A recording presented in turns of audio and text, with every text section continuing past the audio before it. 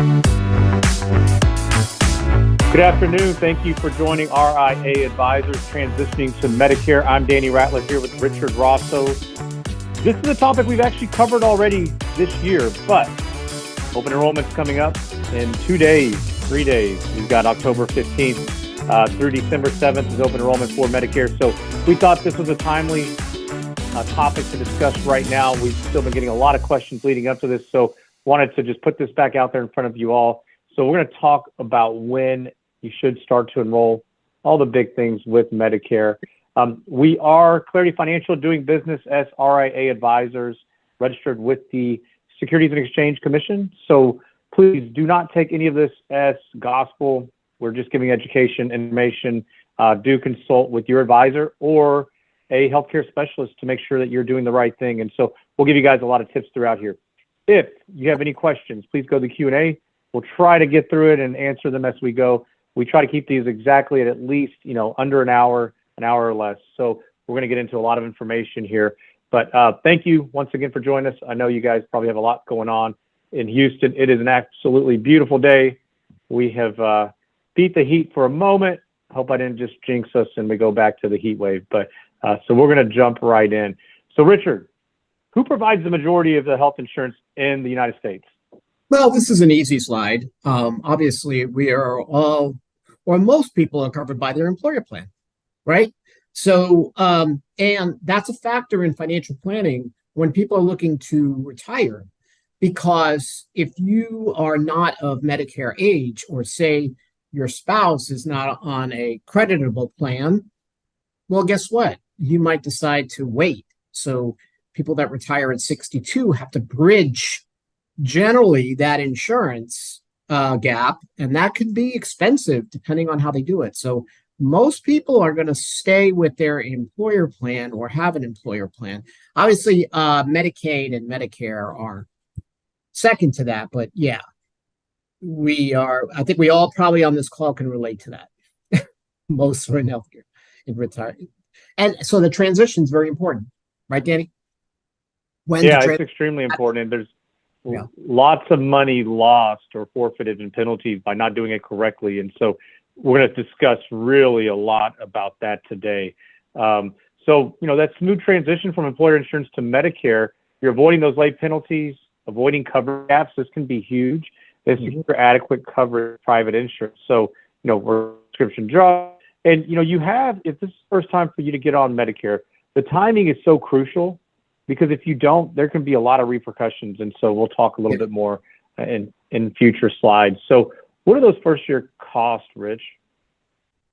Well, what you got to understand about Medicare overall, and you brought up some of this, Danny, is the fact that you want this, what we call a smooth transition, right? And you want to understand what your first year retirement costs are. So when you're working, you think about, well, my insurance premiums, they're subsidized by my employer. If I pay a portion of those premiums, they're coming out of my paycheck. So you may not even be aware how much you're paying.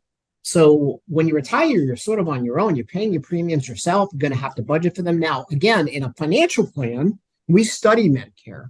We study healthcare cost inflation. So unless you're doing this on your own and you don't do a financial plan, you should have that covered. But for some people, they have to really wrap their arms around what are my health costs? I got insurance, I use my card, and it comes out of my paycheck, and I don't know. So you have to remember that if that's important, get an awareness of it. Like long-term care, health costs will continue to rise. And what you have to remember is that you also should be budgeting for long-term care. In Medicare, it's not for the scope of this presentation. People mix up Medicare and long-term care in the same soup, and they're very different ingredients. Even though they can overlap to a degree, Medicare is not long-term care. Long-term care is you're limited to doing activities of daily living. What is it, 2 out of 5, 3 out of 5? Danny, eating, bathing. 6. You're talking about long-term care, yeah. Long-term care. So this, there are very, very specific simulations for this, right? You got to remember there's this motivation of how you get onto long-term care, and you don't want it if it's long-term care under Medicare because it's very stringent. No. Got to think of them very, very differently. But Well, that and is it's also not long-term, right? There's short-term capabilities that it offers, but it's not truly long-term care. And that's the problem that many people get confused with Medicare. They think, oh, we've got it all, we're good. And that is absolutely not the case. So you need to plan for this within a financial plan. So so expenses have to include long-term care, but they're not necessarily Medicare, right? You've got to have those two components in your financial plan to mitigate risk. So agenda today, how Medicare works with employer insurance. We did get a lot of questions around that. Who needs to enroll in Medicare and when, and why this is so important. So if you're just turning 65, maybe you are still on a plan. If you're over 65 and didn't have to go in the that's first and general enrollment period, you may have a special enrollment period. So we're going to talk about what that means, who needs to be aware, and what you need to be looking out for, how to enroll in it. There's a lot of websites that look really similar to Medicare. Medicare.gov is simply going to provide you with the information. We're going to talk about where you actually go because it's not on the Medicare website. And then how private insurance works with Medicare to provide complete coverage, and then how much you can expect to pay. And this is a big one because I think before Medicare, this is usually the elephant in the room for somebody retiring early. Spouse isn't still covered, or they're not both, maybe both are not covered. And they have to figure out how to pay for insurance prior to Medicare. And once you get to Medicare, it's not free, it's still costly, but it is much cheaper than going out and purchasing it on your own typically. So we're going to talk about all of those things today. And then, so, number one, we'll jump in with how it works with your employer insurance. Yeah, this is a delicate dance because you got to have to remember how this happens. It's a hierarchy of who pays first, right? So if you go on to the next slide. So right now, right, you're working, your doctor sends your bills to your group plan, gets paid. So when there are two insurance companies involved, you got to remember that who's the primary payer, who's the secondary payer. Well, when there are two, such as group health care and Medicare, you got to think about the primary payer pays up to its limits, and then the bill is sent to the secondary payer. So if you're still working and you're covered by a group health plan that covers 20 or more employees, the group health plan pays first. But if you're also enrolled in Medicare, and if the bill is not fully covered by the group health plan, Medicare is going to pay its portion as well. So here's what's important about this table. If you're covered by the health plan that covers fewer than 20 employees, or if it's a retiree plan or COBRA, Medicare pays first and the other plan pays second. But in order for Medicare to pay, you have to be enrolled. If you aren't, your other insurance may not pay its share, meaning you effectively do not have health insurance. So that's why it's so important to know when you need to enroll in Medicare and do it on time. So there's this dance between this, does my employer have more than 20? If you work for a big company, probably can assume it. If you work for a small company, you may not even make an assumption it's 20 or more. You got to call your benefits department and really ask, right, Danny? I wouldn't just take it for granted. So, well, listen, there are not 20 people in my office, so it's not creditable. No, it might be. Could be joined with other groups. You have to talk to your benefits administrator and ask that question. Yeah, so what this is really referring to is signing up for Part A, which you've already paid into, then Part B, which is going to be A is your hospitalization, B is going to be your your typical doctor's visits, preventative care, things of that nature. And that's what B is going to cover. B, you're going to have to pay out of pocket. But if you still have a plan, you will not typically always have to go get a Medicare supplemental. But there can be downfalls with that. So that's where you need to really get a very good understanding on this, because we want to make sure that you get in while you have that guaranteed period. So if you're under fewer than 20 employees, typically you're still going to want to go out and purchase. But we have to be very careful with this. I would always recommend calling your benefits group just to get a very good feeling on exactly what they expect and then what you can expect when getting on to Medicare. And then COBRA down here, that doesn't always qualify. It does not qualify, in fact, for your health plan after 65. That window of penalties starts ticking, and we'll talk about that here a bit more. So who needs to enroll in Medicare and when? If you are under 65 and working, you can continue with your employer plan, assuming they are, like Rich just mentioned, 20 or more employees, so most larger corporations, no big deal, no Medicare yet. If you are under 65 and retired, well, you can't get Medicare. You got to be 65. So Exactly. does your former employer offer that retiree plan? Also, you may want to be cautious with that because a lot of times it may be an HMO or some type of closed-in plan. Even if you're retired, it could be a Medicare Advantage.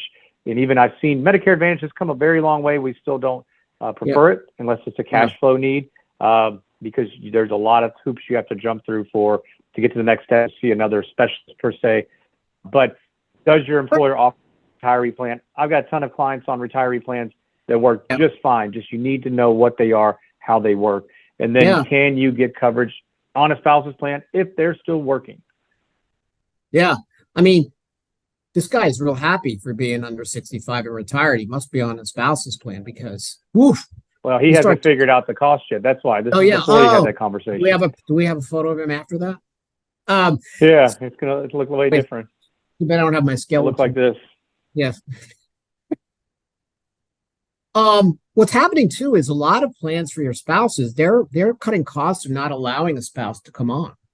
So you got to check this out. So it's not like you have to do a lot of homework, but if you're going to retire before 65, you better be doing some homework. You better be doing some homework on how you're going to bridge the gap. Yeah, I think it's extremely important. How many employers have a retiree plan? I mean, some do, but that's dwindling, right? That's dwindling. So here is if an employer is available. This is where it gets you. The state insurance exchange. Oh, now you could get a subsidy depending upon your income, but I highly doubt that people listening to this today probably would qualify for it. Yeah, that's exactly right. But you can go to a health insurance. There are different, right? There are different ways to do your homework first. If you want to pay out of pocket for some reason. I don't typically recommend that either. I mean, we hear about the people say, well, I'm just going to walk in the woods and die if I get something. I'm not paying any of this. Like, no. You need to pay this in, right? It's not just for you, it's for your family. Bucky's stall and I'm never going to leave. I mean, yeah. Oh, geez.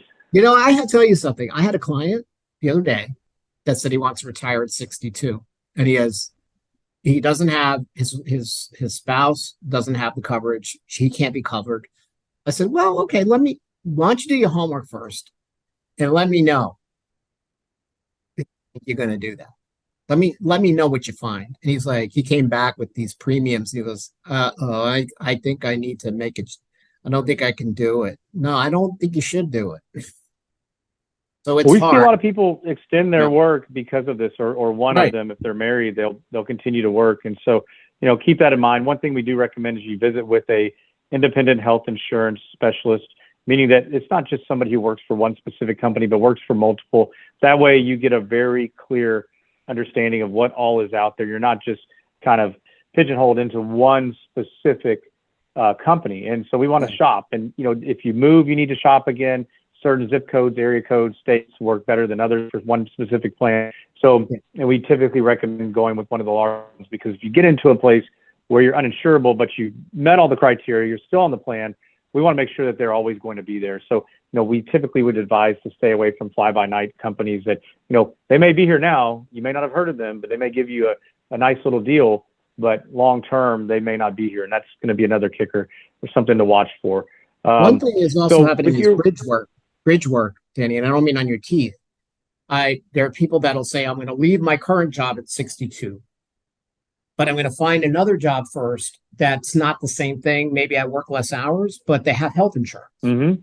So, so we're finding, because we can't find workers, that even a lot of part-time jobs are now offering some form of healthcare benefits. So bridge employment, because some people's like, I'm so burned out on my job. I'm so burned out on my career. I want to do something different. And they are finding other jobs that they know they can get health insurance for a few years before Medicare kicks in. So that's also another option, as well. Yep. And so then if you are over 65 and you're still working, the one thing we've mentioned here already is, does your employer plan cover 20 or more employees? And that's a really important aspect of this. Now, another caveat that we're not going to address in here, and we'll get to that in a minute. But so if yes, you can stay on the employer plan and delay Medicare. Now talk to your benefits administrator, because they may ask you to go ahead and sign up for Part A. And that's okay. You've already paid for Part A. It is free. You paid out through it throughout your working career, and it does provide good hospital coverage. So that'll work in unison with your healthcare plan. Now, not all employers, advise you or tell you must, but some will. So I always recommend contacting that administrator. We think that's a big deal, regardless of the situation. And so, make sure you're making those calls. Now, one other caveat: we've had clients in the past who have retired over 65. They decide they're going to go back to work. And they may say, hey, I'm going to go ahead and sign up for the health benefit plan here. Well, you only get that one period of time. That's the initial time that you enroll of that guaranteed insurability. So if you're over 65, you quit work or you retire, you're on Medicare, but then you decide to go back. You don't always want to jump right back on that healthcare plan, because now when you go back to Medicare, you may not be insurable. So keep that in mind. Make sure you're speaking to people. Plan administrator is a good resource, but they don't know it all. They know really about the plan. So I'd really contact somebody that knows the Medicare and healthcare market really, really well. Now, one caveat, and Rich will tell you, a health savings account is my favorite account in the world. I wish we could put more money into it. It goes in tax-free, grows tax-free, comes out tax-free, assuming you use it for medical expenses in retirement. And this is huge. You can't put a ton, but this will allow you, if you can put these funds in, let them roll. It's a great, great resource. A lot of studies show you're going to spend between $300,000 and $400,000 in retirement on medical expenses, between, health insurance premiums, deductibles, out-of-pockets, prescription coverage, additional coverage that you're going to need. And this is a great resource to tap, because if you use it for medical expenses, you don't pay any taxes. So this is nice. Now, if you are about to retire, let's say that you're going to retire at 65, you need to stop contributing to the HSA 6 months prior. Or maybe you're continuing to work and you're 67 and you say, I'm still on my plan. Stop making these contributions 6 months before, because they could deem those non-qualified contributions, and it could erase a lot of the tax favorability within that plan. So make sure you stop the contributions. Very important. If you have to make a choice, if your employer says, well, you can sign up for Part A if you want, but if you have a high deductible plan and you're maxing out your HSA, don't sign up for Part A. Our rule is your HSA is your 401k retirement savings account. You don't tap it. You hold it. You diversify it among mutual funds available, and you wait to take money out of that. Don't use it as a checking account. It's a savings account. So if I had to help someone choose between being on Part A or contributing to the HSA, I am going for the HSA. If I have a choice, if your benefits department is complacent and you've been having it and you do have an HSA, pick your HSA first. You can. Some employers will say, listen, you have to be on Part A. But if not, choose your HSA. And what Danny said, if you sign up for Part A, you're going to lose that ability. So I would always choose the HSA over Part A if I have a choice. We could do a whole topic on the high savings. I mean, Richard and I have recommended in the past for some people who maybe they get matching contributions inside the HSA to actually fund that, then go back to the 401k, or fund the 401k, go to the HSA, then go back to the 401k. There's a lot of ways you can look at this, but make sure you use this to the best of your ability. There's a lot of free money out there. This is such a good account from a tax perspective that does not impact IRMA, which is the premiums they charge. You make too much money. This is a great tool. This is less than 20. So this is where it gets sticky. If you're over 65 and your plan is not credited, you've got choices. You have decisions to make, right? And the first one is you should talk to your benefits administrator, right? If you had 20 more employees and you were able to, you can delay it. But if it's no, then you have to enroll in Medicare at age 65 to have complete coverage and avoid penalties. Because remember the table we showed you earlier, who pays first? If you're over 65 and covered by an employer plan that covers fewer than 20 employees, Medicare pays first. But you must be enrolled in Medicare for Medicare to pay. Otherwise, you're going to wake up, you're going to have a nasty surprise. So Just remember that the Medicare decision becomes much more important if you're over 65 and your employer has less than 20 employees. And again, Part D is also something you have to consider. So, no, but you want to talk to your benefits administrator for sure. You want to make sure you're doing that because again, that's important. And you may have 20 employees, like I mentioned, you just don't know. When you turn 65, and whether you're working or retired, you can enroll in you can enroll in Social Security, you can go call them up, you can enroll in Medicare. If you're working and covered by an over 20 employer plan, they'll say no. So you should make a record of that conversation. If you enroll online, the actual form, I went through this the other day, actually a couple of months ago, Danny, with someone that came into my office signing up for Medicare online for the first time. And it was really easy to do it, but it asks you, are you covered by a plan that has 20 or more employees? So it does ask you for that, right? If they say, listen, if you're working and covered by over 20 employees and they say, no, you don't have to, that's fine. You can record the conversation, but you're also going to get that choice online. There have been cases when people were advised by someone other than an SSA representative, say an agent or employer, to do something different, not to enroll. And then that person was charged with late enrollment penalties. So if you get wrong advice from the Social Security Administration, later charged penalties, you can seek equitable relief if, for example, you get bad advice. If you do it online and you fill it all out before you even hit the send button, it's going to give you a list of all the things you checked. So if you're not working or are covered by an under 20 employer plan, SSA is going to say, listen, you don't need to enroll. And you should take that advice. Matter of fact, the person that I was with, he was insisting that, he wanted to try to sign up. And I'm like, you don't have to sign up. You have 40 employees in your firm. And it said that he's covered, and it wouldn't even let him go forward with filling it out.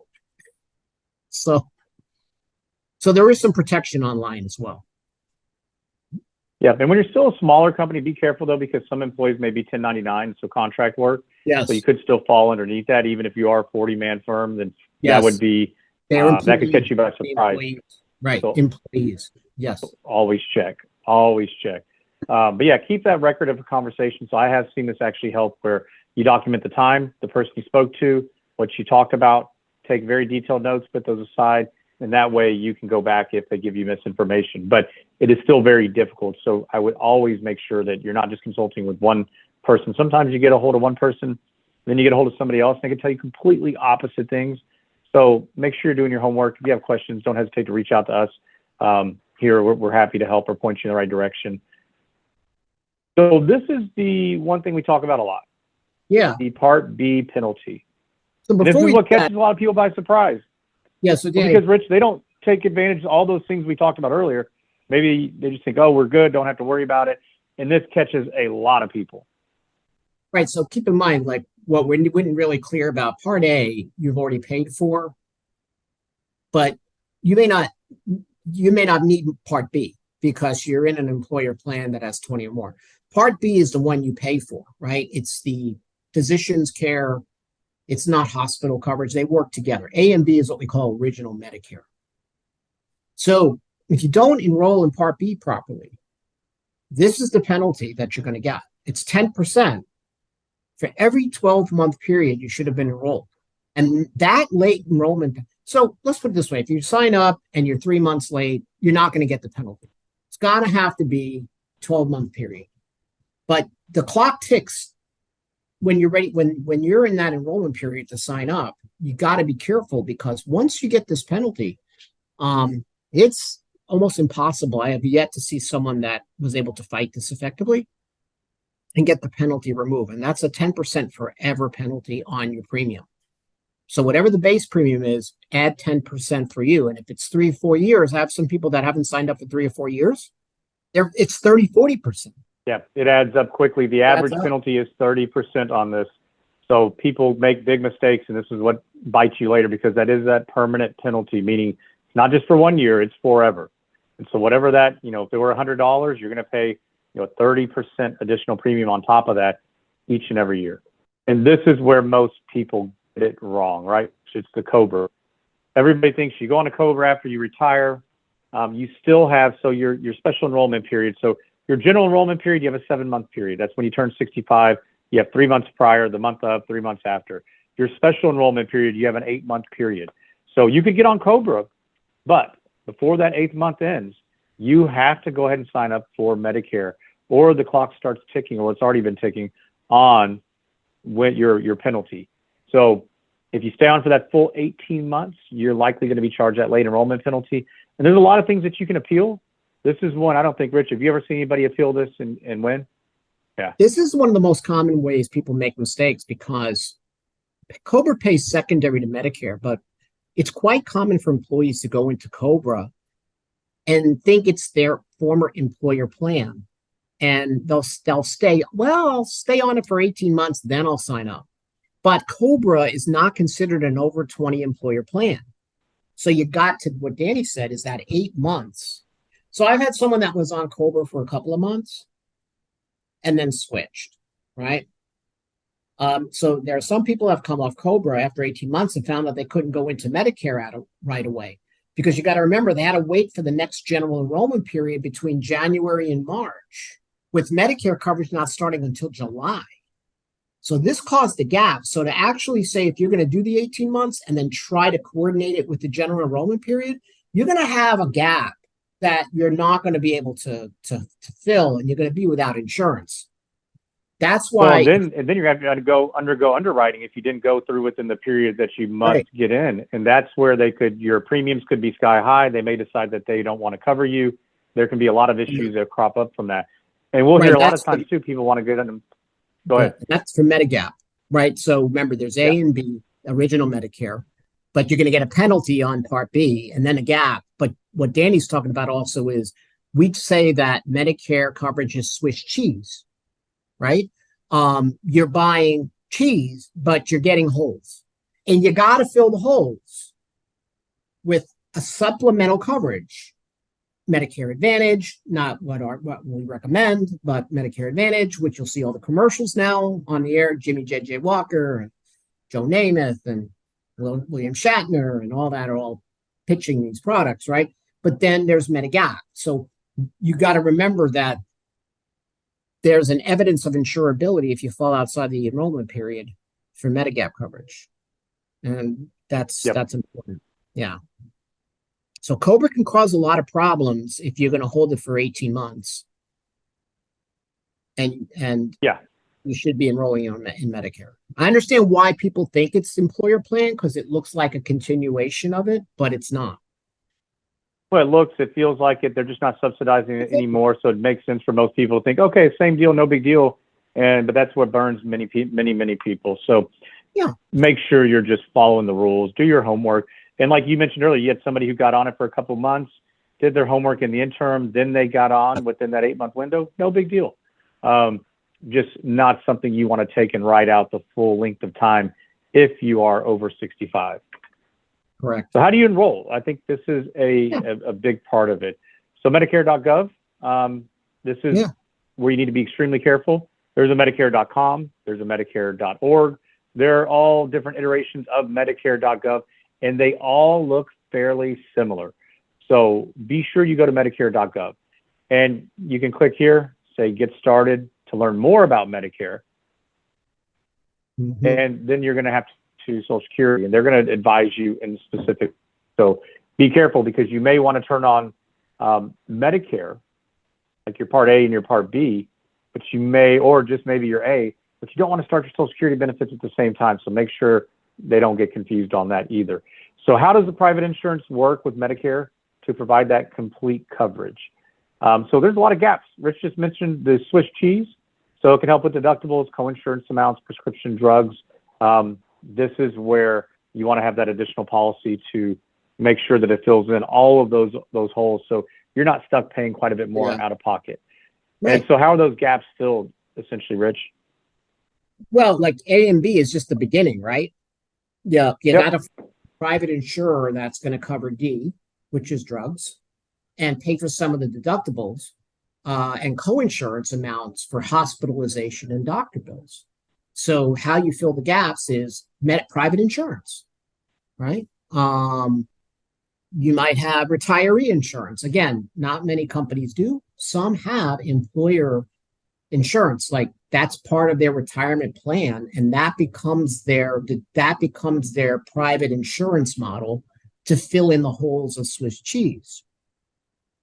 But more and more companies don't have that, right? So then you're going to have to do your homework when it comes to plans on the open market. And that also is for Part D. So Part D is a little confusing. That's your drug coverage, and you can do your Part D is, okay, I take these drugs. And frankly, even if you don't take drugs, you want to get Part D, even if it's basic. Because you have more than 60, 63 days is the enrollment period for Medicare Part D. It's not like the other enrollment periods. It's sort of different. And people go, well, I don't take any drugs. Well, you better get it like a baseline coverage, because if you miss enrollment period, you're going to get a 10% penalty on Part D as well. So that's the dilemma that people are having with Part D, and they don't have an employer plan taking care of it, like a retirement plan, that they don't take any drugs, and that's great. But do you anticipate your entire retirement not to take a drug? Because otherwise, well, and more expensive. I had an interesting conversation the other day. Had a client who said, Danny, I had them shop. It was going to be, it was going to be $100 a month, or maybe it's even more. I can't remember, but it was very expensive. And the average prescription D coverage plan is about $30 to $40 in general. Yeah, that's about right. If you're taking a lot of medications, then it can be higher. But what they found was, they said, well, listen, I'm using GoodRx, or I'm using another service, and it's really cheap. Can I continue to use that service? Well, they're 65. So they had to call GoodRx and say, will you still give me the same type of coverage with this for this cost? If they said yes, then we can take that out of the drug plan and say, okay, we don't need this, this, and this. And they were able to bring that Part D plan down to, really, really cheap. I want to say it was less than $10, Rich. And so it wasn't a lot out of pocket. But if they needed it, or they wanted to switch plans the following year, they could. Danny, because these RX programs, I even think Walgreens has their own, and CVS. You can work with them together. I wouldn't replace, but augment them, like you just said. Like, in other words, I take 5 prescriptions. It takes a little more homework for you to do this and research, but you can say, here's 5, 2 of the most expensive, 3 of the most expensive. GoodRx is going to cover those, or I'm going to do that. And then for the other ones, I'm going to do my Medicare Part D, and I'm not going to be worried about a penalty if I have to get on later. So it makes it tougher, because you have to do your homework if you're taking multiple prescriptions. But I think you brought up a really good way, Danny, for people to actually look at both, and they actually form a synergy together. Because these programs are becoming more and more popular. Let's face it, this GoodRx and a lot of these programs are they're advertised a lot. The actual pharmacies also do them. So people are asking the questions. So I think that's a very good point. But it takes some time, right? You got to do your homework.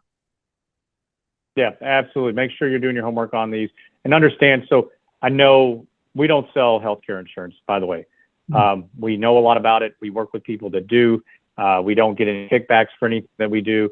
But it is something that's a part of the picture. So certified financial planners, we need to understand all the ins and outs, right? So it helps with distribution planning, so you don't get additional premiums, with, keeping more money in your pocket, trying to keep money away from taxation. All these things are tied together. But I see a lot of times, Rich, if somebody doesn't want to work with one of these healthcare specialists, yeah, and I think that it's a mistake, right? Because they try to go at it on their own, thinking they're going to save money. The insurance company pays them, not you. And guess what? They're going to pocket that money if you go directly to them. So utilize somebody. Find somebody you like. Find a friend or a family member who's used somebody that does a good job. Like we mentioned earlier, we do prefer somebody that's independent, who can shop all of them. This can be a great tool, and they can tell you the good, bad, and ugly. Hey, here's about this plan. Here's about Medicare Advantage. Here's what you have good about this one. Give you a pros and cons list. And that, I think, can be important. And they take a lot of the heavy lifting away, You tell them all the things that you're on, the people you see, maybe the elements that you have, and then they go back and do the homework for you, come back and say, here are the plans that I recommend, here's why. And it's not going to cost you a bunch of money out of pocket. So keep that in mind as you're doing this homework. You don't have to go it alone. And this is an important slide. Go back to it for a second. What's important about this slide is that no matter what you pick, you still must be an A and B. You still have to enroll. There's nothing that forgoes you enrolling in A and B, right? That's how you get the Swiss cheese started. You got to have the cheese before the holes. I think, who said that? Was that George Orwell? Or no, I'm kidding. So you have to enroll in A and B. From there, depending on the holes in the cheese, that's when you're looking at these Medicare supplement insurance policies, the Part D policies, or Medicare Advantage plans that are all inclusive. So there's nothing that forgoes this A and B. Oh, well, I'm part of Medicare Advantage. I don't have to do the. No, you do. You still have to enroll in A and B. Remember, these are supplemental plans. These are not the base original Medicare plans. And I see a lot of people assuming that they put the supplemental cart before the original Medicare horse, and they're not doing it properly. So you got to remember, you have to enroll in A and B first. Then you can research at the same time. I would have all that ready. Before I sat down and enrolled in Medicare, even though I can do it without, I would know my Medigap policy. Yes, Medigap, not Medicare Advantage, because we'll talk a little bit about that later in a few minutes. And I would have my drug coverage. I would have everything and pull the trigger all at once as opposed to doing a piecemeal, because I just think it would be too confusing, Danny. I think you got to get it done. Yep. Well, in most of these healthcare specialists are going to require you to go ahead and sign up for A and B. They're going to have your ducks in a row. Okay, you've done that, then let me know. Then I'll go and sign you up for the supplemental, and then you'll get documentation to sign. And, they take it step by step to make sure you don't miss anything. And that way that you are covered appropriately. So, yeah, really good points, Rich. So considerations, can you see the doctor you want? Are the right specialists available if you need them? And this is a problem, and we'll talk more about this with Medicare Advantage, but this is important. We visited with somebody who goes to Kelsey-Seybold. Kelsey-Seybold has a really good Medicare Advantage plan for Kelsey-Seybold, but they don't take you. If you decide to get on original Medicare, they won't see you unless you're on their plan. And so that's where you have to kind of balance and say, what is best? If I do become ill in the future and need specialized care, am I okay with just Kelsey-Seybold, or do I want to go find the best that my other policy makes? So keep that in mind as you're making these considerations, in the future. So how much we have to pay for your medications. This is where that GoodRx and that Part D kind of come together, and you can maybe, tweak both, and you may not pay as much. And then what are those monthly premiums? They can be costly, but, if you're playing appropriately, you understand what you're doing. I think that they're certainly extremely needed. And then the out-of-pocket costs. This is going to be big, right? Co-payments for each doctor visit, full payment for non-covered services. And this is the one thing I think a lot of people forget as well, or maybe it's just not very, very clearly explained. But any original Medicare, you're still going to have to go out and buy dental, vision, hearing. So you're going to have a lot of people walking around, can't see, eat, or hear. Wouldn't be good, all right? But these plans are generally pretty cheap. There may be some that you elect, say, hey, dental, I'm going to pay this just out of pocket. And a lot of these dentists, they appreciate that, and there'll be lower fees because of it. But have those conversations, start thinking about what happens if I have a bridge replaced, or a crown, or whatever it may be, something larger. Then maybe it's right for you to get some type of coverage. A lot of Medicare Advantage plans will cover all of this, but you get what you pay for. So be very careful with that. Yeah. Yeah. Keep this in mind. How much can you go ahead?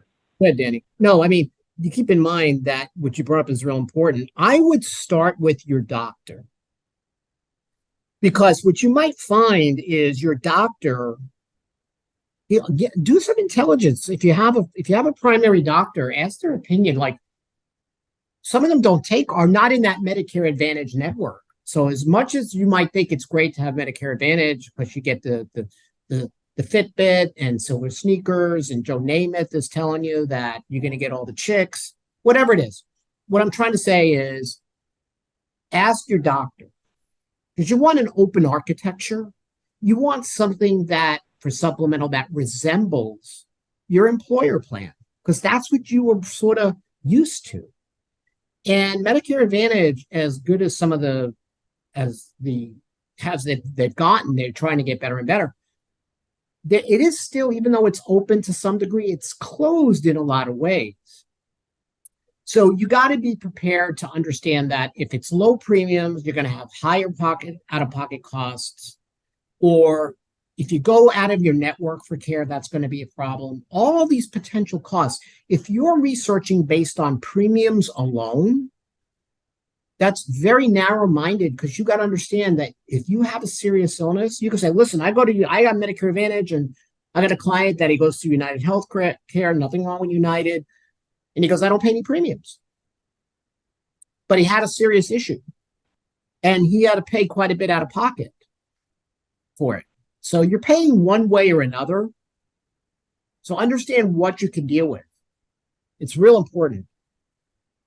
So I'll start with your doctor. Yeah, understanding what you may be out of pocket too is a big expense. So the expense items: monthly premiums, out-of-pocket costs, the deductibles, the co-payments, co-insurance, and payments to providers for non-covered services. Those non-covered services, I think, will catch many people by surprise. Or, I mean, you had an instance where somebody needed coverage.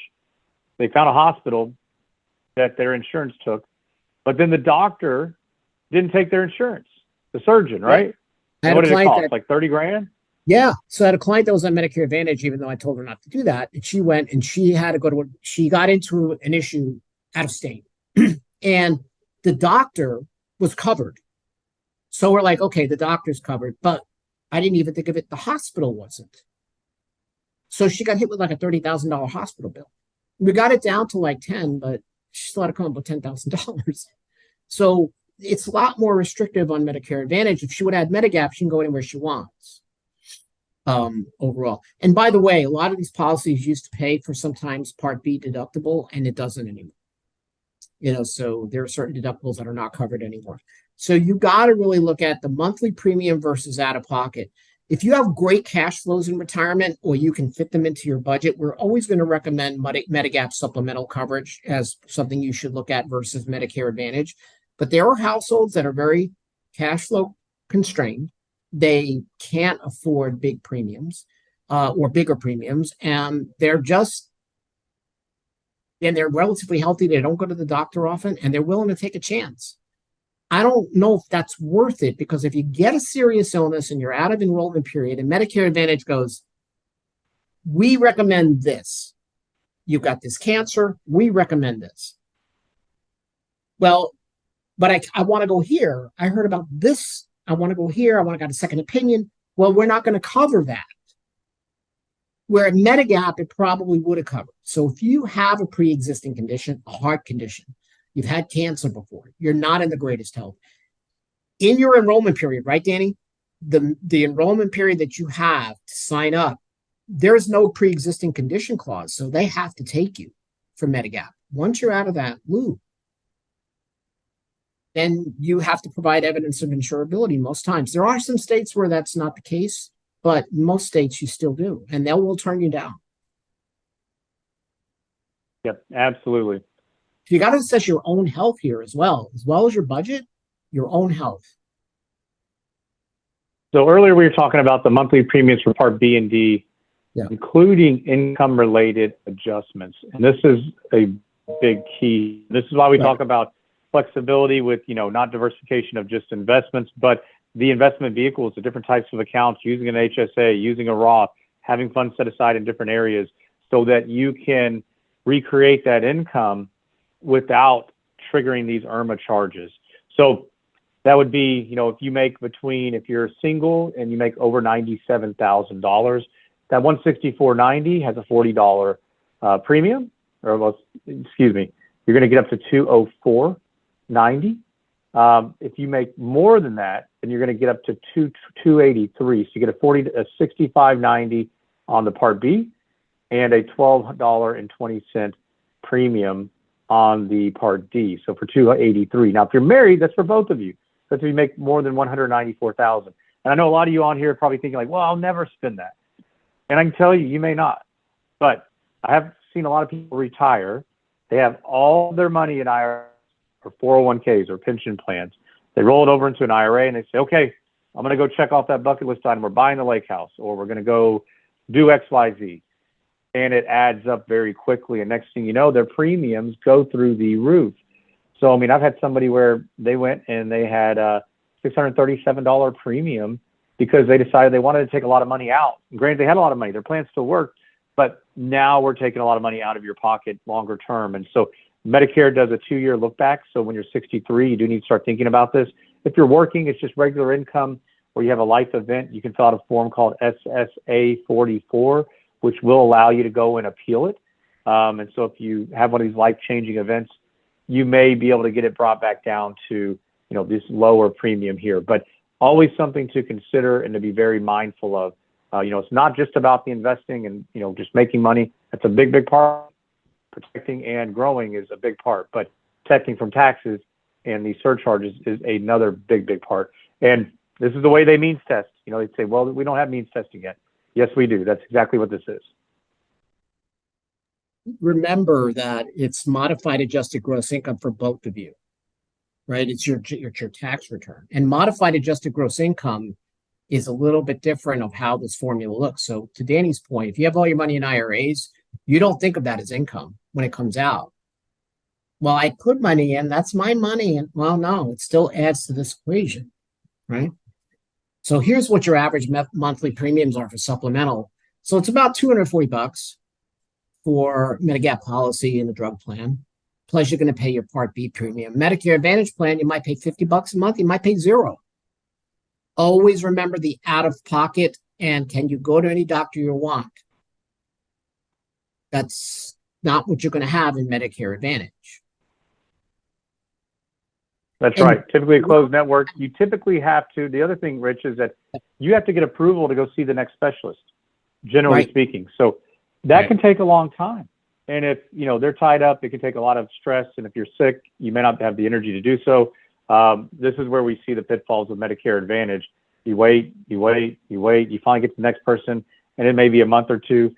And heck, on some of these things, waiting that long could be, it could be deadly, unfortunately. So that's why we do prefer the original Medicare in general. Listen, we're not saying that it's the devil. We just say you have to understand what you give up and what you get. Right? For some people, Medicare Advantage will work. I have a client that doesn't have much. She works a little part-time job. She's willing to take the risk, but she doesn't have the money. Right? It's cash flow, and that's fine. But every year, what she does is right now, in this period of time, this part of the season, she's investigating her Medicare Advantage plan because she has the ability to switch. So she's doing her homework on Part D. So if you have parents, elderly grandparents, parents, they don't research Part D every year. They should. They give up a lot of money by not doing that. This is enrollment period where you should do your homework. And if you want to switch plans for next year, this is your time. When does it end, Danny? December 7th? December 7th, correct. You have until December 7th, if you have a Medicare Advantage or Part D, to do homework and say, can I save costs? Well, is there other benefits that I want? And people that have Medicare Advantage, they do spend their time a lot of times using this enrollment period to do their homework. There's a lot of money left on the table by not shopping when you're already on a plan. What if I want to shop a Medigap policy? Are you asking me? I'm asking. Or are you saying? I thought you were about to tell everybody. Well, here's the problem you're going to have. How's your health? Because say I want to go to another Part G plan. I want to switch. I want to get out. I want to go back to original Medicare. Then I'm going to have evidence of insurability issue. Am I? Yeah, and that's why earlier when we were talking about this, I was mentioning you may find one that's cheaper with an off-brand name, and it may be $30 cheaper. What if they're not here? Then you're forced to go out and find another policy. Then that evidence of insurability can come back and push you in the rear.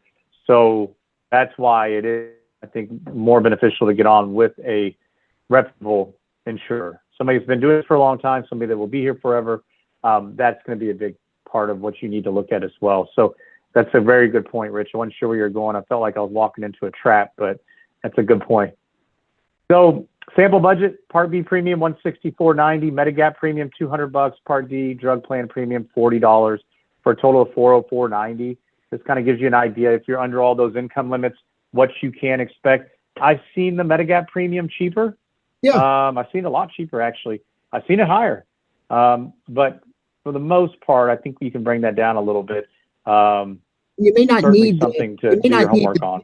You may not need the G plan, Danny, right? So what you got to do is you got to go to Medicare.gov. These plans are all standardized letters. Look at the grid. The alphabet soup.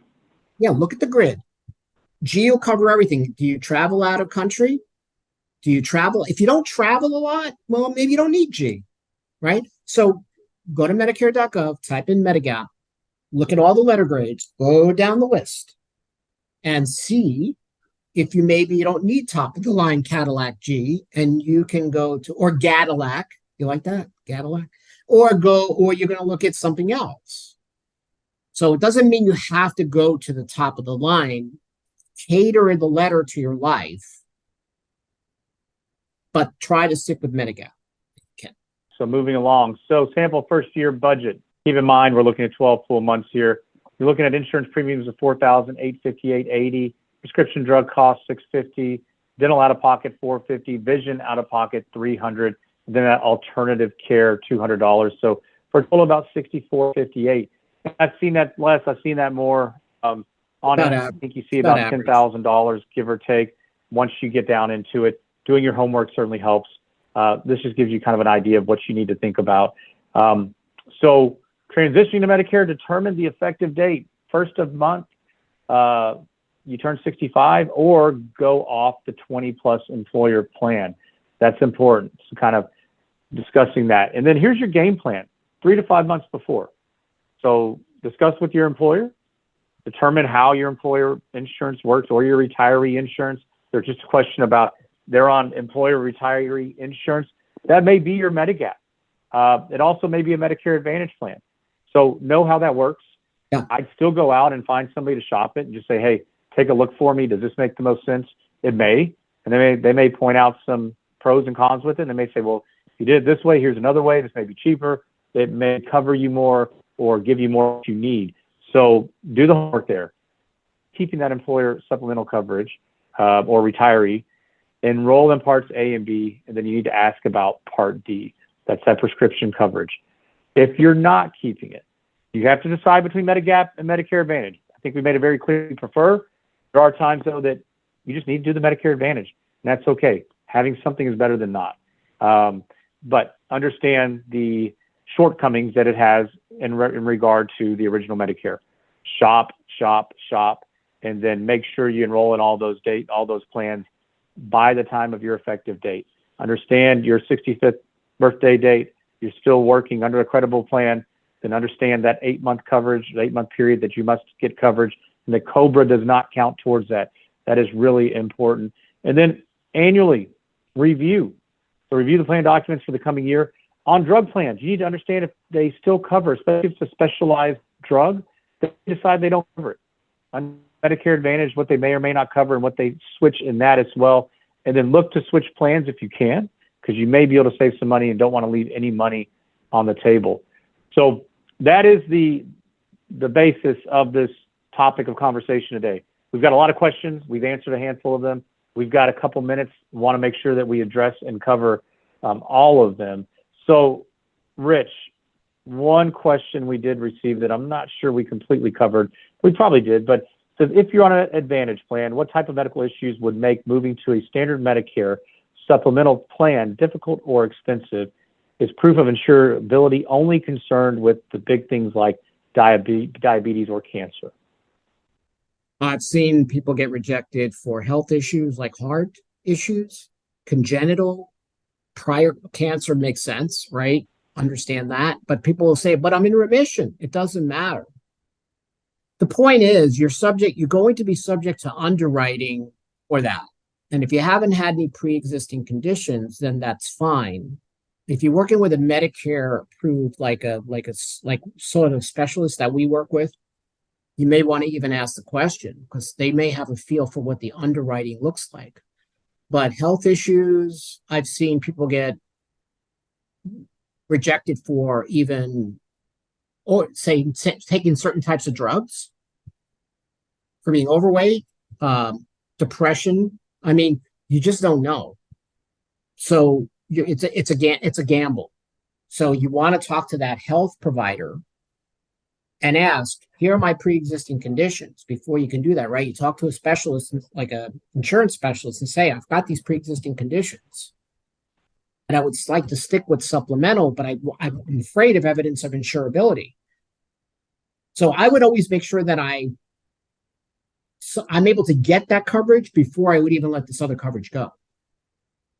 Absolutely. And, a lot of times this is a difficult thing to do because you may say, I'm perfectly healthy right now, but you may not be doing it for now. You may be doing it for 5, Right. 10, 15 years down the road. And that's what you need to think about, is that we don't know when these issues may pop up. So getting on there, if you have any doubt in your mind, it may be more beneficial. So another question, can you describe what Medicare looks like for income?